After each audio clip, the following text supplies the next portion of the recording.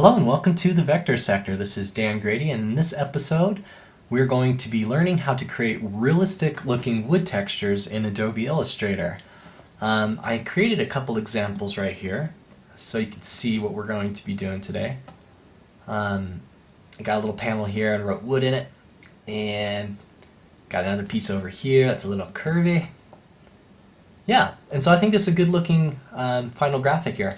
I've seen a few different tutorial videos on creating wood textures online, and most of the ones I've seen, I guess I don't really like how the wood texture actually looks. It doesn't look real to me, or it's usually just the same exact tutorial copied from each other people and just reposted, which is really lame.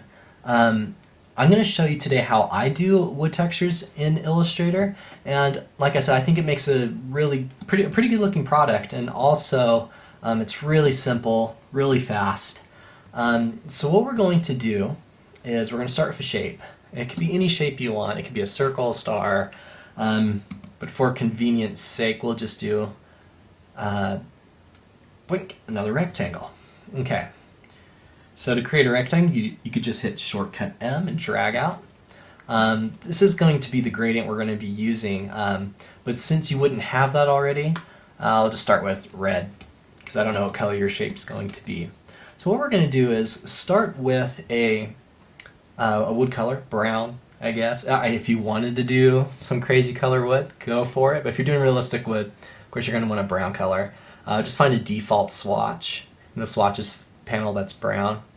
Got this one here. I don't like a lot of the default browns, at least in the basic RGB swatches. I think they're kind of ugly and puke looking. So what we're going to do is go to the recolor artwork, and I'm going to drag the hue slider just to give us a little bit more of a red tone. I don't really know why. I kind of like my browns have be a little bit more reddish. I think it's more rich and attractive looking. Okay. So what we're going to do is, with that selected, you could see down here in my tools panel, and this might be in a different place for you depending on where your tools panel is.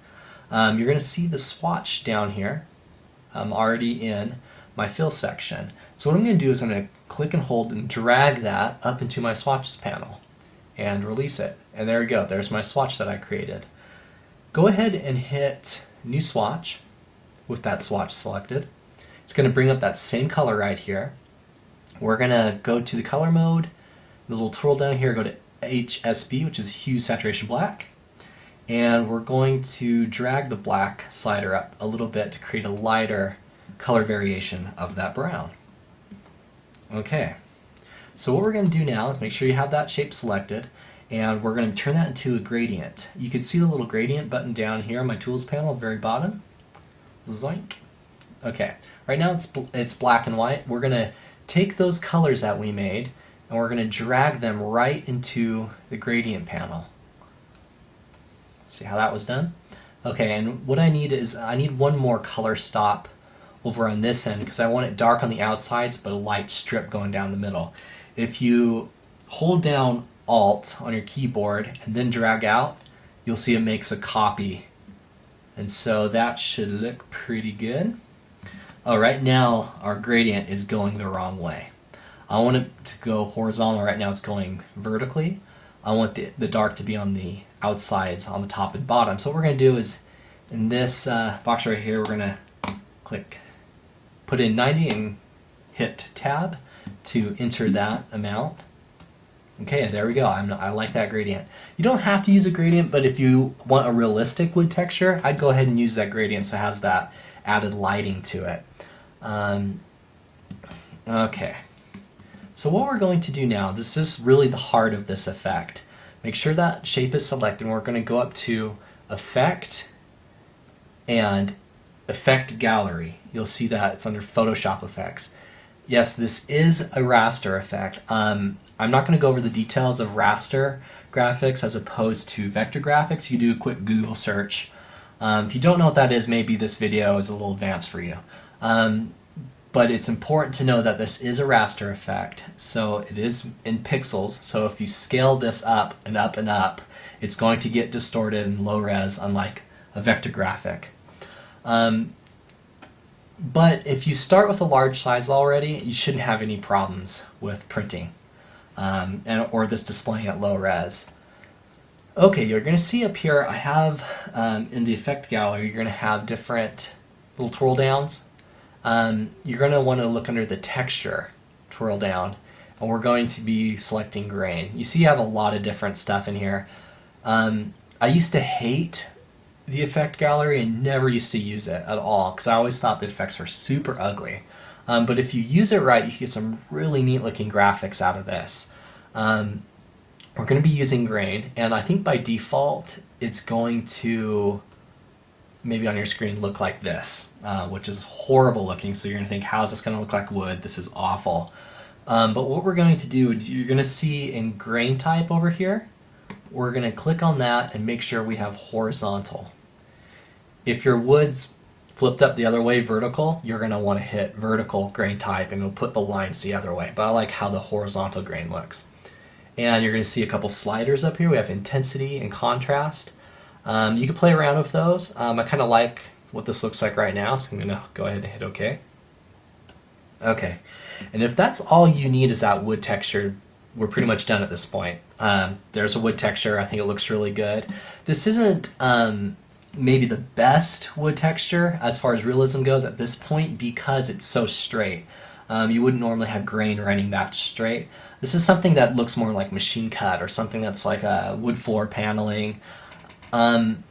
But what we're going to do is we're going to add some knots to this wood to give a little bit more texture and a little bit more realism. Okay, so there's probably a lot of different ways to make knots in this wood, and I don't even know if this is the best way. This is just the way I kind of came up with on top of my head for how to make these knots. Go ahead and make an ellipse, and we're going to select that color that we made earlier. Okay, make sure that's selected and go up to Effect, Distort and Transform, Roughen. I really love this effect. I don't think it's used enough. It's one of my favorite effects in Illustrator because it takes shapes and makes them unperfect. It's a really quick way to add random variables to your shapes. So I'm going to make sure that's on smooth, put the size down a little bit more, hit OK. Go to Object, Expand Appearance when you're done to make sure the anchor points go to the outside of that new shape we created. And I like that. That's more like a realistic wood knot. It's kind of deformed, kind of random. I'm going to want to add some splits also to this wood. So I'm going to hit A to get my direct selection tool and grab one of these anchor points and shift drag up. There we go. If you want your split to be a little bit more tight or a little bit more skinny, you go ahead and hit P to bring up the pen tool and hit plus on the keyboard. We're going to add anchor points right here and here. Now I have a tighter split that I could drag out. And hopefully I grab this right. Okay, we're good. There we go. Okay. I'm liking how that's looking. To add a little depth to this split, go ahead and select it, hit scale, and while holding shift, scale down that shape.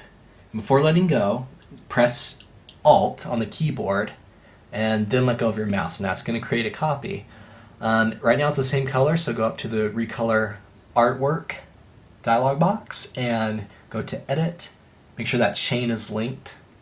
It doesn't matter in this color because we're only changing one color, but I do that out of habit because a lot of the times I'm changing whole sets of colors. But what I'm going to do is I'm going to make this a little bit darker. Okay, now I'm going to do the same thing again, shrink it down, hit Alt, go up to Recolor Artwork, and using the black slider I'm going to make that just a little darker. Okay, I'm going to select everything, hit Command G to group it. Alright, now I'm going to take this knot, I'm going to put it into the wood, and right now it looks horrible, and I realize that. But it's going to look awesome in a second. I'm going to scale it down a little bit more. Okay.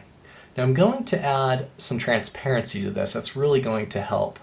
It's kind of experiment at this point. I'm going to do 70%. You can also try different blending modes. to make it a little bit more realistic, but for time's sake, I'm just going to go to normal. If that still doesn't look good to you, go up to the Recolor Artwork dialog box again, hit Edit, make sure you hit that chain link, and you could drag down the black slider to make that a little darker or a little lighter. I'm pretty happy with that right there. Maybe not as good as my other knots that I made earlier, but this is not too shabby. Okay, I'm going to make a copy of this. I'm going to rotate it around, hit scale without hitting shift so it kind of stretches it. I'm just making another knot, but make it a little different by using scale and rotation. If you would want to as well, you could also go to the liquify tools. And I'm going to use the twirl tool. And I'm going to try that guy out on this knot right here. I'm going to double click this knot so I isolate it, so I'm not twirling the actual wood texture.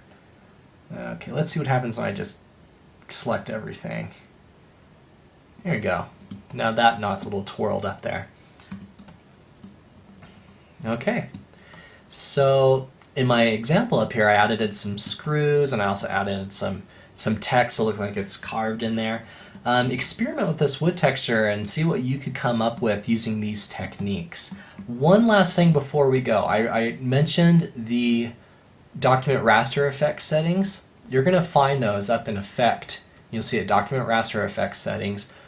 By default, a lot of you will probably have it set to screen, like this. So I probably should have mentioned this earlier, but if your wood is looking horribly bad, it looks like this, make sure you go up to Effect, Document Raster Effects Settings, and put your resolution a little higher. This is going to increase your file size, but also make your product look way better. Okay, there we go. And that is how you create fast and easy, realistic looking wood textures in Adobe Illustrator. If you are on Facebook, go ahead and search the Vector Sector and join my Facebook page. I add all sorts of cool tips to that page, and it's a really fun community. So join me over there, and until then, see you next time.